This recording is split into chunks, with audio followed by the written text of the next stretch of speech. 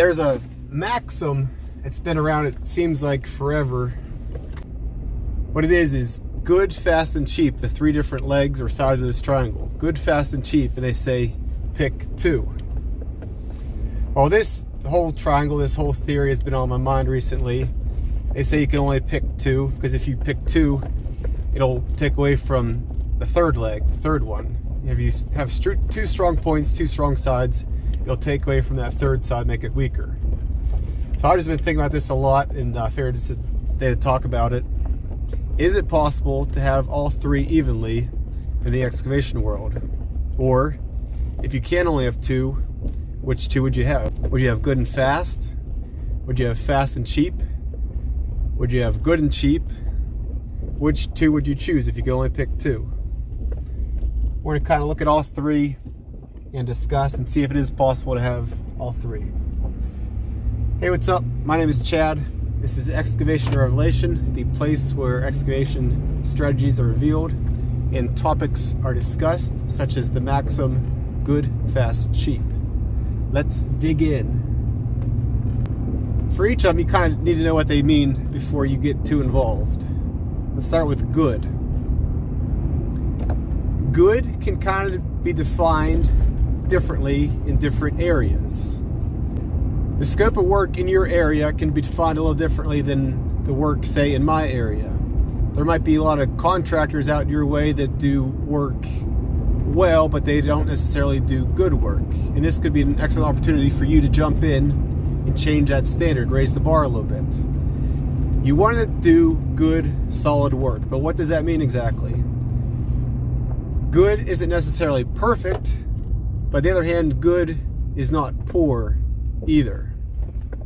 Good is getting the job done, solid, it's meeting the demands.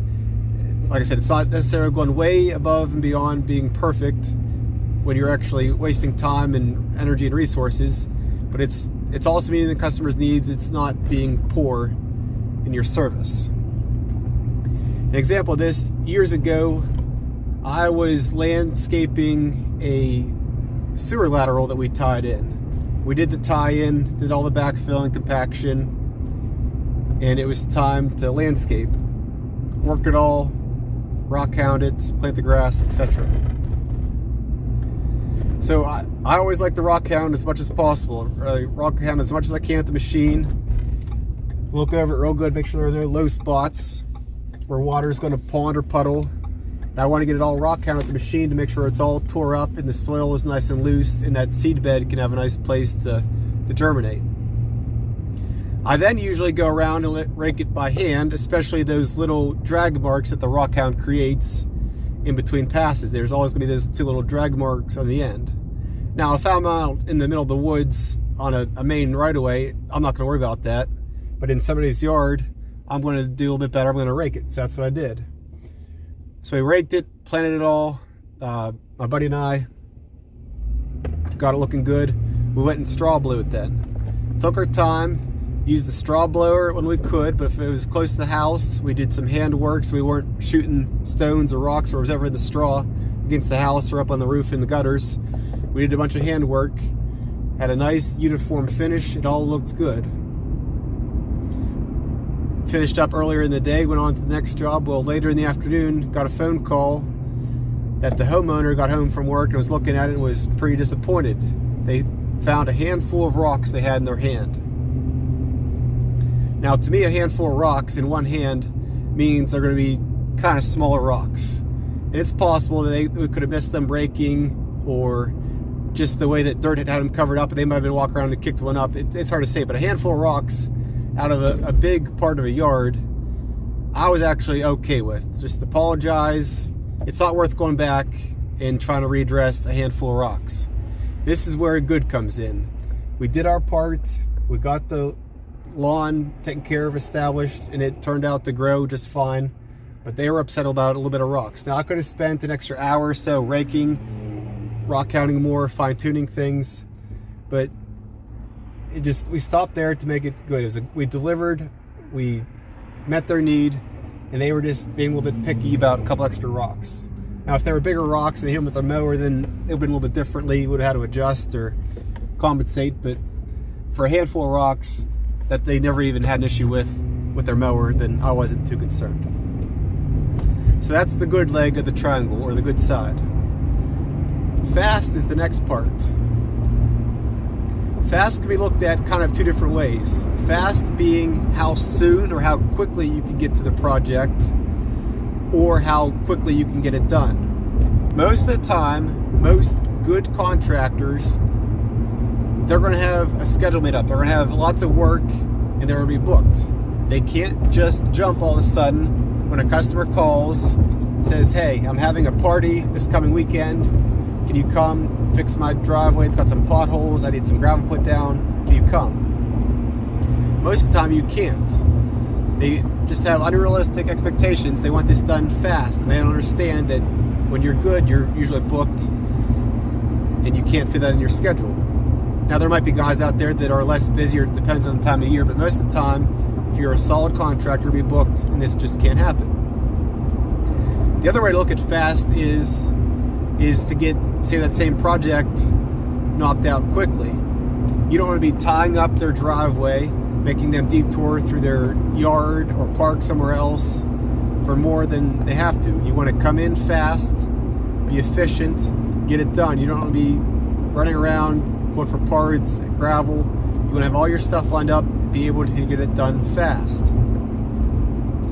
Another example of this would be my dad recently had some storm damage done to his storefront, the one roof over their loading dock.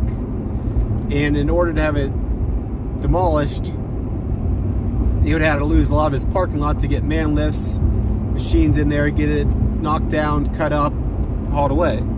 So they decided to do this on a holiday weekend when he was closed, and they went in to do it fast. They got extra manpower to get this done in one day instead of tying up his business and goofing up, say, his customers. So you can definitely do things faster, but it's usually going to take more manpower and more coordinating to get it done that way. The third side of the triangle is the cheap side.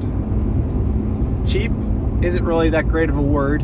Inexpensive might be a way to look at it a little bit better. Nobody really wants to be defined as cheap or known as being that cheap company. But in this scenario, it just means inexpensive or lower cost. And that's pretty much self-explanatory.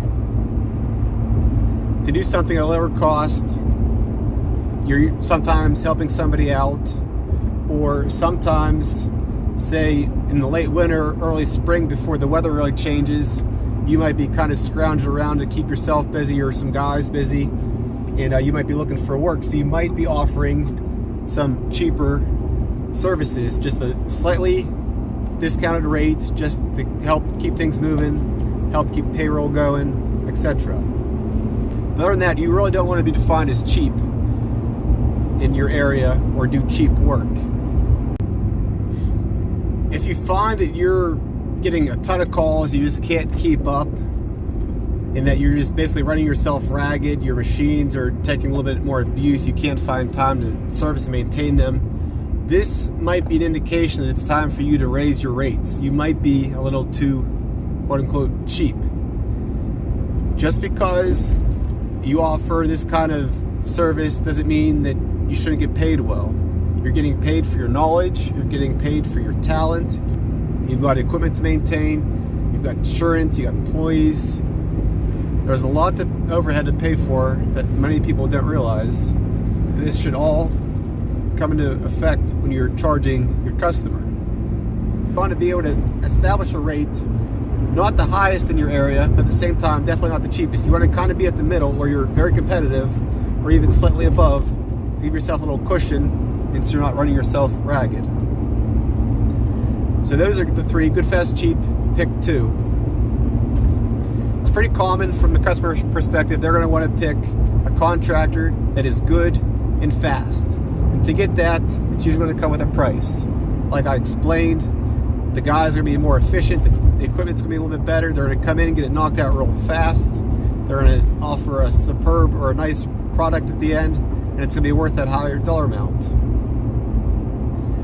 If it's somebody coming in doing work fast and cheap, they're maybe not going to pay attention to all the details they're going to skip over some things. Say they were contracted to fix a road up and they more or less just dumped loose gravel in the potholes and just compacted it. They didn't really take time to cut them out. This is not going to hold up good in the long run. It's not a good service. So they're sacrificing that side or that leg of the triangle to be fast and cheap. Now, to be good and cheap, you're going to sacrifice that fast leg. An example of this would be somebody wants, say, an area filled in beside their driveway, and you don't really have the fill at this time, but you know some jobs coming up that you'll be able to get some fill and get it to there. So if they're okay waiting, you just dump a load of fill this week, maybe 3 loads next week, maybe your buddy's got some fill, dumps the week after that. You can get their job knocked out for good and cheap because it's a buddy, you're saving a little bit of money, but it's not going to be done real fast because you're using your resources to get them the material instead of paying for it all at once when you're maybe getting in extra trucks or paying for fill. So that way it can be cheap and it can be good, but it's just not going to be done in a fast environment. So really, to have all three, it's not very common, but there is sometimes that situation. Maybe you guys have been in a situation that you've had good, fast, and cheap, and you can explain it. So if so, feel free to leave a comment. But if not, which two would you pick? From the business end, or if you're the customer, which two would you pick? Good, fast, and cheap, pick two. Well, I hope I'm not just rambling on, but that was just on my mind recently, and just something I wanted to just kind of get out and talk about. So yeah, let me know your thoughts. I'd be interested to hear them.